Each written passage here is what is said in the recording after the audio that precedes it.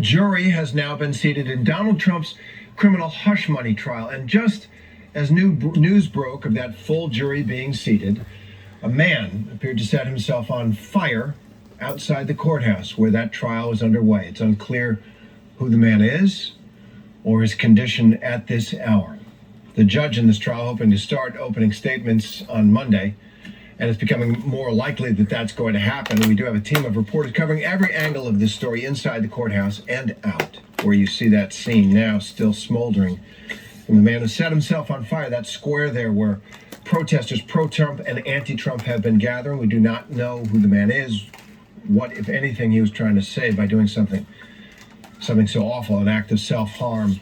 We did see him taken away, though, by emergency personnel, put in an ambulance. Our Olivia Rubin on the scene saying he seemed badly burned from her perspective. She was just a few feet away.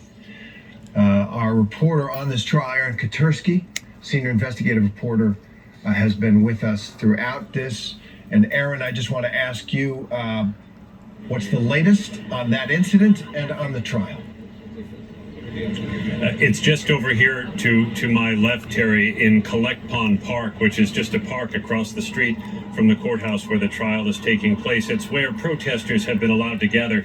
Honestly, there haven't been any protesters for or against here since the first day on Monday. But a short while ago, as the alternate jurors were being seated and sworn, eyewitnesses say a man had been carrying a collection of papers when he doused himself with gasoline and set himself on fire. Officers ran in from all directions to try to help the man, patting on him to try and get the flames out, when finally people came in with fire extinguishers to extinguish those flames. And I've seen the fire extinguishers still there on the ground. They've stretched a long line of yellow police tape across the area where this occurred. There are a number of officers and detectives there on the scene. The man was taken away by ambulance, and everyone else is being kept at some distance away. Although, Terry, we're just, 50, 100 yards from where all this occurred, and there's quite an assemblage, as you might imagine, of reporters here and cameras that witnessed the whole thing. Eyewitnesses say there did not appear to be any immediate political nature to this. The man didn't say anything or express any, particular thought, whether it's the trial or something else. I can tell you, though, Terry, this park across from the courthouse is often a place where we've seen emotionally disturbed individuals at any old time, not just during a trial of former President Trump. And it's not clear who this person was or why this may have occurred. All right, Aaron Katursky, they're out in front of the courthouse on the scene. Thank you. I want to go now to ABC News contributor and former NYPD Chief of Detectives, Robert Boyce. Bob, this is really a nightmare for police who are securing that courthouse every day normally, and obviously additional security laid on because of this trial, the trial of Donald Trump. Once again, we don't know whether this incident related or not, but now they're going to have to look at things anew.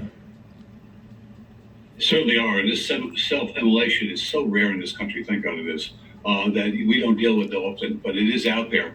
It's happened before on certain issues as a protest, as a form of extreme protest by someone disturbed who hurt themselves like that. So this is not something you can really plan for, but you have to have the resources there and the safety there to ensure that no one gets in there with any flammable things or any kind of device that can hurt anybody else, including themselves. We're in uncharted territories here as far as Manhattan Criminal Court. I did 35 years in the police department, going to that building many, many times. We've never seen anything like this. With all the deployment you see, the court officers were bringing people from around the city and around the state to help beef this thing up because they've done this before with the Trump trial. So it's a real problem, and we'll see something wholly different on Monday. Yeah, and having covered all kinds of events, protests, parades, big trials, political conventions in New York City, the NYPD certainly has vast experience in handling it. This is, as Bob says, something we don't see a lot in this country. It's not part of our political or social culture, and one's heart goes out to the man who did that. Olivia Rubin, I want to go to, our reporter. You were live on the air. We were talking, and when we heard I heard this pop on your microphone. Our camera swerved over at your direction. We saw the fire. Tell us what happened. Yeah, well, I think there is sort of something to be said about the initial chaos of it all, and people did not really realize initially what was going on. There was some yelling, there was some skirmishes around the park, so you think maybe people are clashing in the park, which is something that we have seen often, but very quickly we saw it was a fire, and then of course it was not long until we could see from where we are standing over here, again, not too far from the incident, just inside the park as Aaron described, where you could see the man eventually laying on the ground, and they were using a fire extinguisher on him. And I don't want to get too graphic. I don't want to, say too much, because it is such a disturbing image and such a disturbing event, but it is the reality of what just occurred here at the courthouse, while there is a significant event going on just inside on the 15th floor. But I would also point out, we did see the man get put onto a stretcher. Law enforcement, again, as Aaron said, absolutely flooded into that park, because you also have the safety of the former president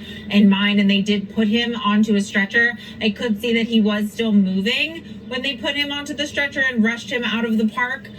So hopefully, they are giving him medical care now. But that is just about what went, how it occurred over here. And I will still say the area is still quite locked down. And, law enforcement in the park, it looks like they're having some sort of briefing just over there to try to, assess the area and assess what's going on, as this main area where the fire occurred is now essentially cautioned off, and you can still see the whites from the fire extinguisher on the floor. And at this point, it does seem, Terry, that it's being treated more like a crime scene than it is any kind of a fire situation. I saw one or two firefighters, but for the most part, it was the NYPD and the court security officers who responded and who are there now trying to figure out what this was about and whether the individual may have had any particular motivation that could be ascribed to what's going on inside the courthouse. Okay, guys, if y'all stay to the end, I hope y'all enjoy it, and I want to put out more content for y'all, because y'all been rocking with me. I appreciate it so much, y'all. And some of my subscribers, they was asking me for my Cash App, but I'm gonna put the Cash App up here, and y'all can donate. So I can keep making good content. I need to start making better content. So thank you so much that you watched the whole video and enjoyed it. I hope you enjoyed it. All right, y'all. Peace. I'm out. Hit that like button and subscribe.